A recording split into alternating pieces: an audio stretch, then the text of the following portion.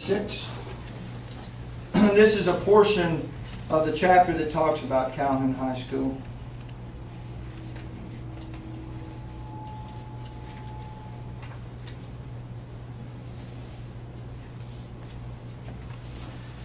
Calhoun was a typical Southern high school where seniors marked their girls with a class ring, football players marked theirs with a jersey. Friday was pep rally day, and homecoming was a week-long float building ordeal that culminated in a parade down Wall Street. You just saw that, didn't you?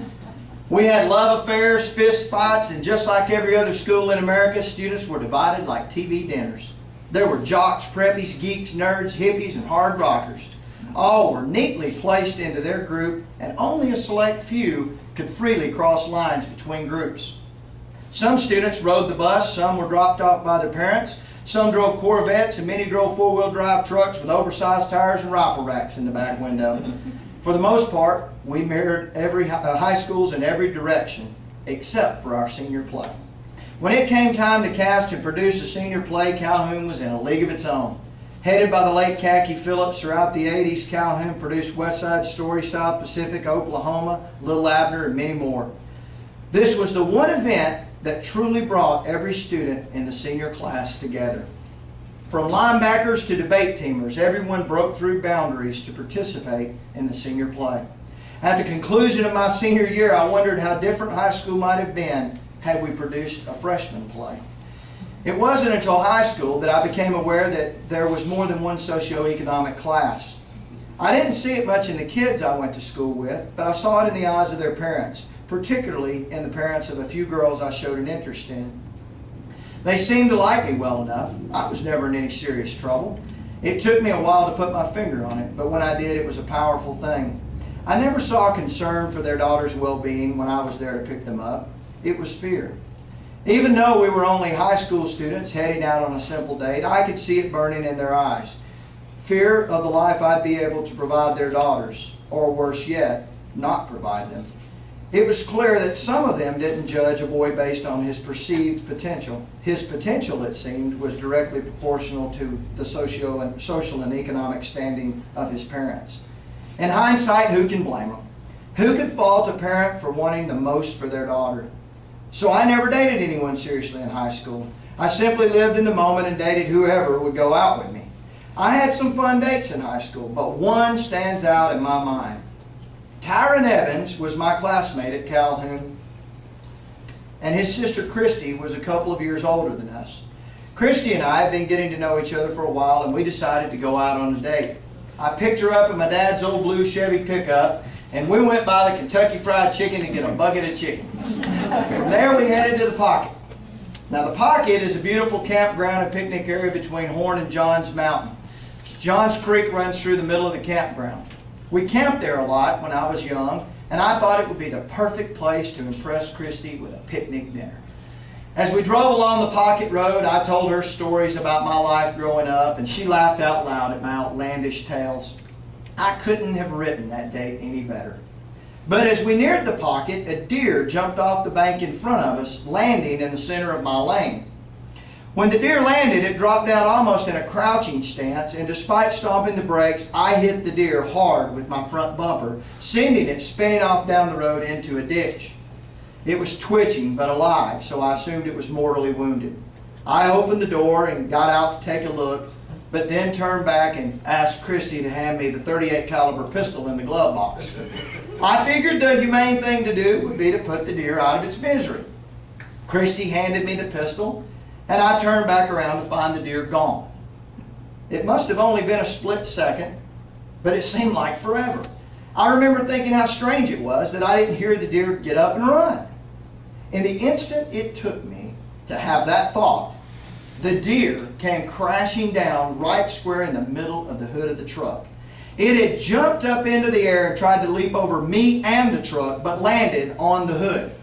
Christy screamed, I jumped, and the deer began frantically trying to get traction on the slick hood with its hooves.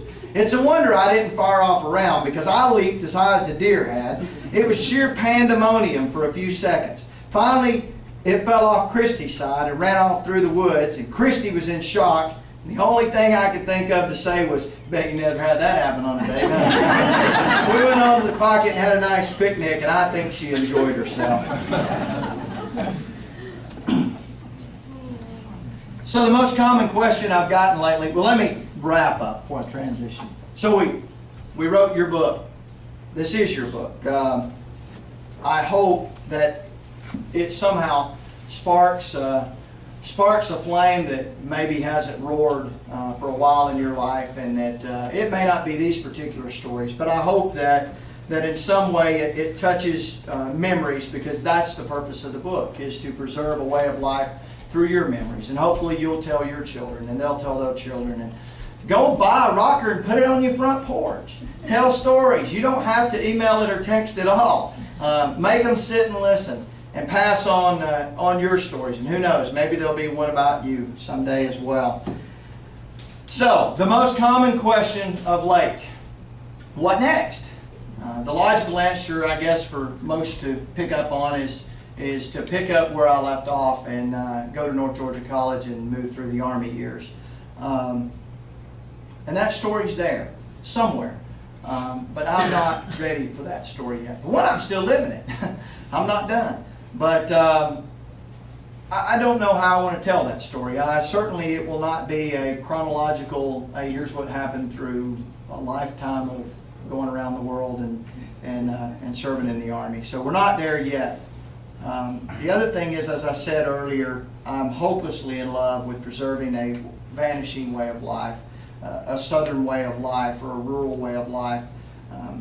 So tonight I want to tell you what's next. And it's just a little lengthy, but I think the read will set a clear stage for you. It's I have obviously learned a lot through writing this book. I have been exposed to a lot more since writing this book, exposed to other writers. A team of editors helped fix me. And if you don't like the book, it's this row's fault here. I thought of them the other day. I have a friend who is a pilot for Delta Airlines, and he was absolutely the craziest, wildest human being I've ever met in college. And when he told me he flew for Delta, I almost felt obligated to call them. But he was in a terminal the other day. It's been a year ago. And he was in a terminal, and he got, and this is so him, he came on the loudspeaker, and they were going to Los Angeles or somewhere, and he said, welcome aboard Delta's flight so-and-so. This is your captain speaking. We'll be taking off here momentarily one way to Los Angeles, and the time of flight will be 4 hours and 30. Hang on, no, 6 hours. Is it 16? No, 5 hours. How long? I don't know. But, folks, if you're disturbed about my math, blame the lady in 3C. She was my high school math teacher. So I thought, how applicable. You didn't know you'd get heckled tonight. One of the things that I've learned is you can't tell people, you got to show them. They've got to know the character. And I think I've done decent at that with this book. I've certainly become better at that with this book that we're working on now than I was in Southern Roots. This is an incredible, incredible story. It's Tom Sawyer on steroids. And this is just a portion of the intro, and then I'll tell you one story about them. James Nelson Puckett and his twin brother Howard were born 15 minutes apart in Tazewell County, Virginia, 1934. The blonde-headed fraternal twins came into this world as tough as